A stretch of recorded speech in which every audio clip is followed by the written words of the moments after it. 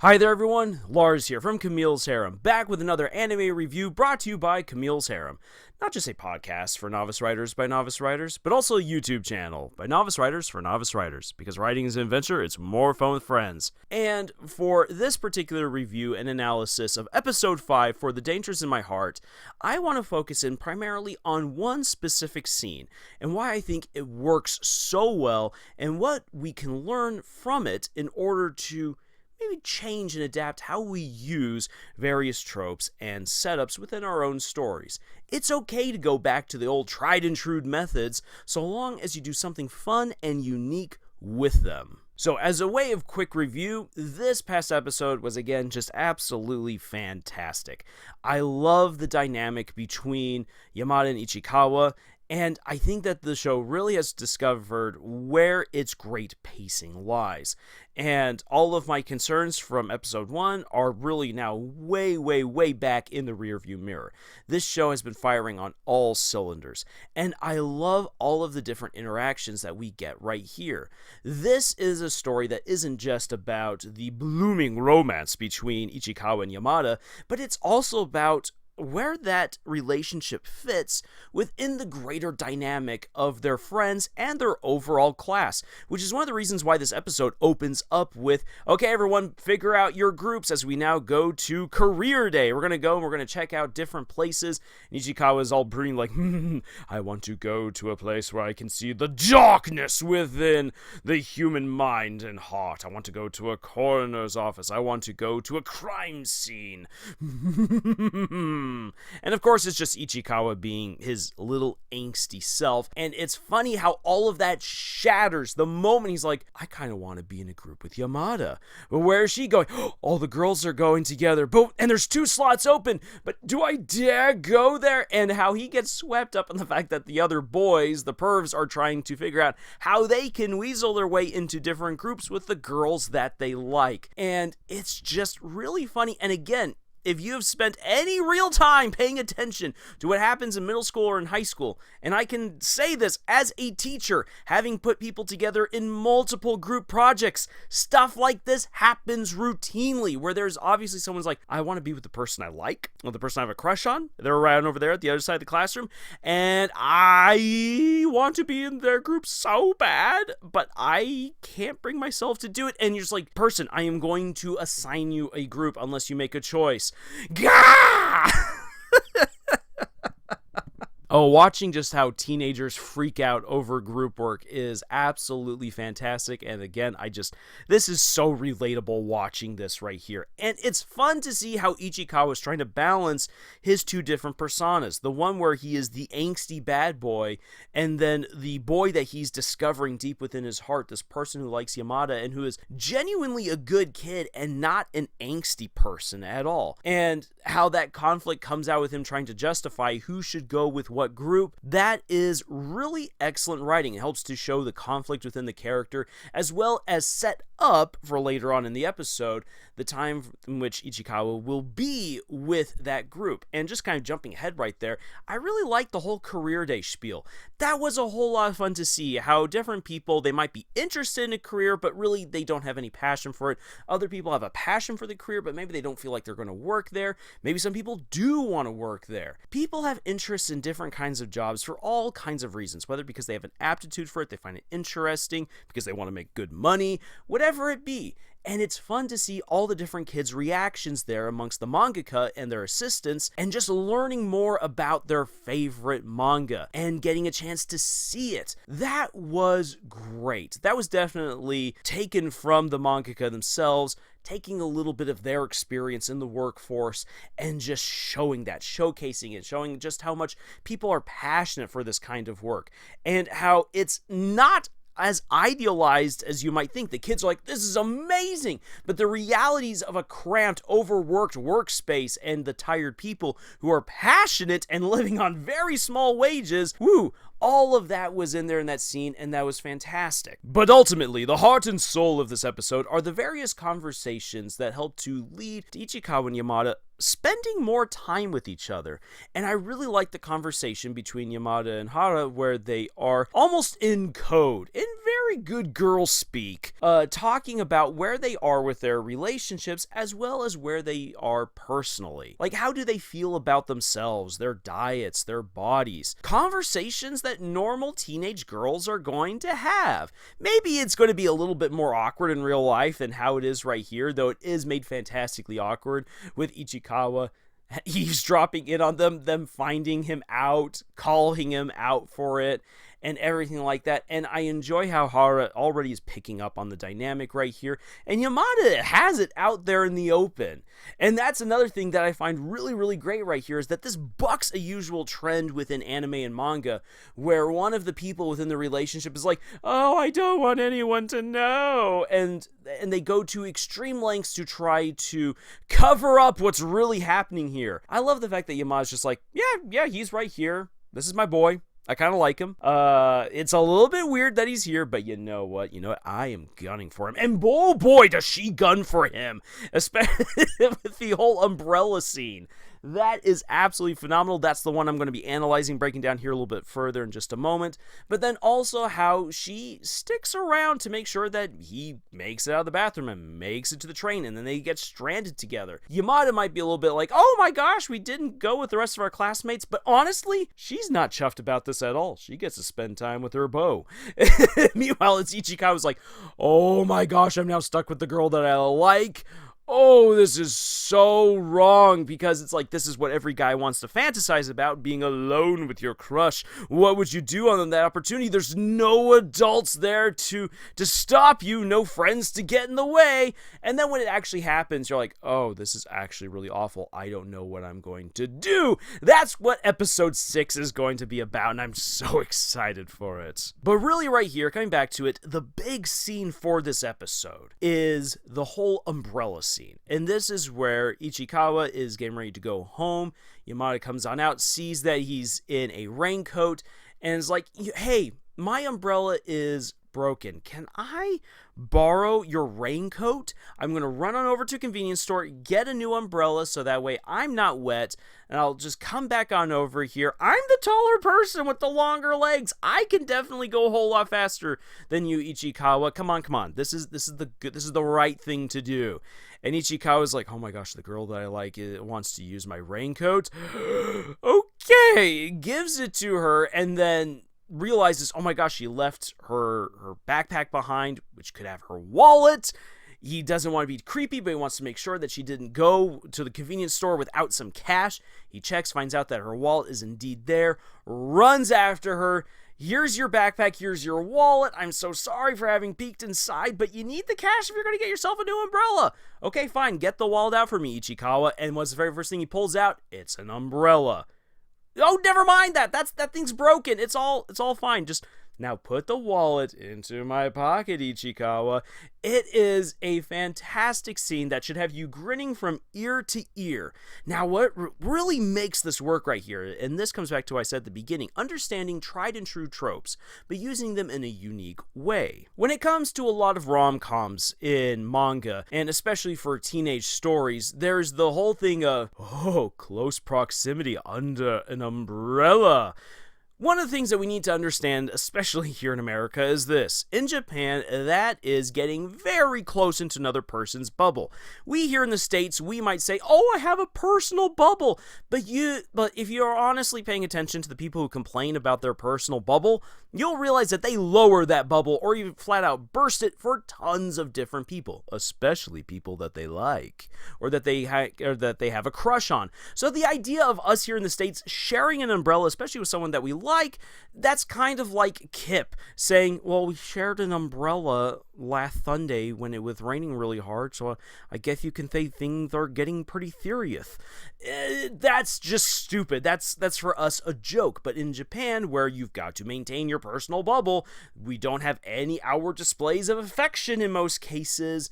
sharing an umbrella with someone else, woo boy, that could be interpreted so many ways by your fellow classmates, and so you try to avoid that kind of a situation. So we have the setup for your typical rom-com where will they or won't they share an umbrella? Oh, and how will they interpret it when they have their shoulder bump? Instead, that's actually bucked. We have the setup, and instead it's, hey, Ichikawa, give me your raincoat. I'm going to run with it. And the thing is this is Yamada being very smart and fixing Ichikawa to a place where he can't escape, where she can then later on have him all to herself, plus she gets to wear his raincoat. That's rather sexy. And so she gets to put on his raincoat. She's like, oh man, this fits me perfectly. Hint, hint, hint, boy. And then runs on off. It was probably an absolute mistake on her part to leave her wallet, but Ichikawa then does the right thing, showing that inner personality within his heart that is just simply the good boy, not the angsty bad boy. He takes the wallet in the backpack, runs on after her, and then we get the next little tweak here to the trope, because then what would then normally happen in this particular scenario is, okay, well, we have the umbrella, this kid's getting wet, let's open up the umbrella. Oh, we now get to them being under the umbrella together. Oh, everything's working out here. We now understand. Nice way for you to set up the trope and finally deliver on it. No, what happens here? Yamada's like, let me put out my arms. You're going to be under my arms. And it's all again a setup for, hey, guess what? I'm keeping you dry, Ichikawa. Put my wallet into my pocket. Yamada, you've got to stop coming on so hard, you best girl. Well, when Ichikawa then pulls out the umbrella, he's like, oh, I have an umbrella again. In most scenarios, the character would suddenly get all flustered and be all like, oh, it's broken, don't use it. And Ichikawa would then, in most typical rom-coms, open it up, and then you would have them getting under the umbrella and sharing a shoulder bump. That's not what you have here. You have Ichikawa being like, okay, I'm going to put the umbrella back, I'm going to take out the wallet, I'm going to put it in your pocket, and oh my gosh, my face is nearly in your chest. This whole scene is set up in such a way so that way Yamada is the girl then who has the power, who has the absolute control over the situation and can get the boy to kind of do what she wants, and not in a way that necessarily takes advantage of him, but is a way for her to telegraph to this dunderhead, I like you, because this goes against every concept of Japanese propriety. You don't just get under someone else's arms and that close to their chest. You don't just open up someone else's coat in public and put their wallet and your hand into their pocket. These are huge no-nos. Here in the States, you would see this all the time with teenagers messing around and being funny with each other, either as friends or as crushes or as couples. This just happens all the time. We wouldn't really think much about it, but in Japan, this is a pretty big deal. So we have the setup for the umbrella trope, and we're going in a completely different direction, but getting the exact same results, but with even funnier effect because of just how far the characters are taking this thing in another direction. And then to tie it all off, Yamada gets the moment that she wanted. She has Ichikawa fixed in place, so that way she can come back, have a conversation with him, and set up a moment to basically confess to him in public, which again, Yamada, whew, slow it down there, girl. We've kind of skipped 3 seasons of romantic buildup, and we're already here. I think the last time I saw something this effective, this fast, was watching Bunny Girl Senpai. So, whoo, slow your rolls. Or maybe not, because, again, I just love the way that Yamada really goes on out there. She breaks so many stereotypes that you would expect in a Japanese rom-com, and really becomes best girl and is really reaching out there and pushing Ichikawa forward as an individual. And then what's funny is this, is that for the guy who has the crush on the girl, who wants to have that moment then where he could be alone with the girl, have that special moment, and have the confession, get together with the girl, everything has been set up, and it's not that it's like, oh, here we have the protagonist who is so dense that he can't figure it out. Ichikawa is self-aware enough to realize what is going on here, but he has self-depreciated elevated himself so much in a way that actually makes sense because of what we know about his angsty persona, that he cannot bring himself to acknowledge what's actually happening to him in the moment. This is phenomenal because it's not just the umbrella trope that is being messed around with right here, but it's also the dense protagonist trope. Because he's not being an idiot in the sense of, I don't understand what's going on here. He's being an idiot in the sense of, I see what's going on here and I can't accept it because that doesn't work for a person like me. No, I'm the angsty boy. This doesn't happen. And it fits fantastically right here. This is what I meant at the beginning by saying taking tried and true tropes and using them in fun and unique ways. If you have seen enough anime and read enough manga, you understand this whole umbrella trope and the whole dense protagonist trope, and you know what to expect. And the author understood this, set them on up, but executed it in their own way. Yes, Ichikawa's being a dense protagonist, but he's being a willfully dense protagonist not because he's a moron, but because he is emotionally stunted by the darker persona that he's been trying to live, which obviously isn't him and does not mesh well with the growing feelings that he has towards Yamada. And this is going to be the main arc for quite some time. Ichikawa overcoming this darker persona that he clings to. It's going to take a long time for him to overcome this. And some people might say that's really annoying. I'm kind of in that camp, but because of all of the fun and fluff that we get along the way that is really well executed, I, for the most part, excuse it here. And then taking the whole umbrella trope and really flipping it onto its head in just a fun way, in a way that isn't just there to be like, oh, two teens now in an awkward romantic situation out there in the open.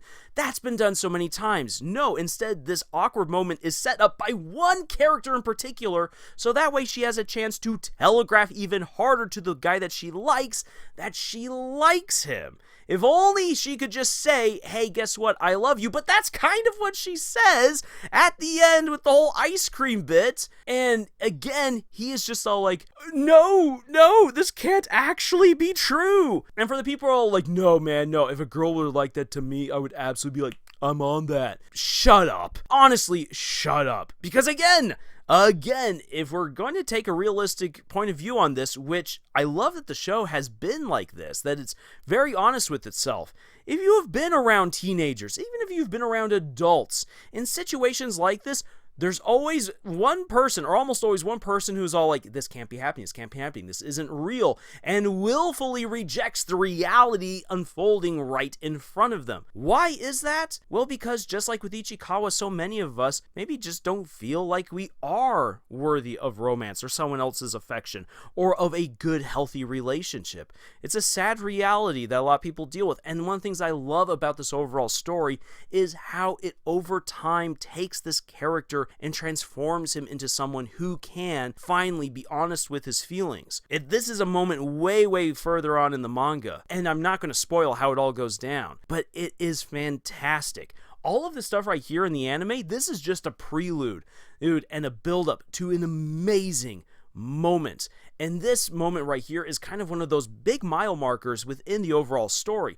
A moment where one character flat out confesses, and the other character has basically innerly rejected it. What that means from this point on is that this is going to be a very interpersonal adventure, a journey for Ichikawa to come to terms with these feelings that he has for Yamada and finally understanding what she is trying to tell him.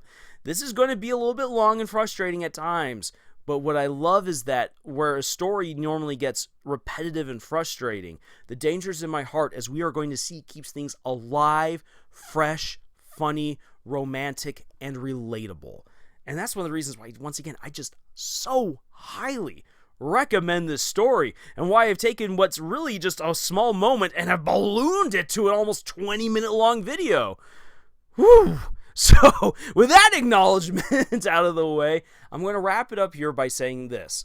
It is okay as a writer to use tried and true tropes. You can set them up, you can even execute them in a traditional manner. But what you want to do is you want to make it fun and unique to your particular story, and take the risk to flip them on their head where you see appropriate.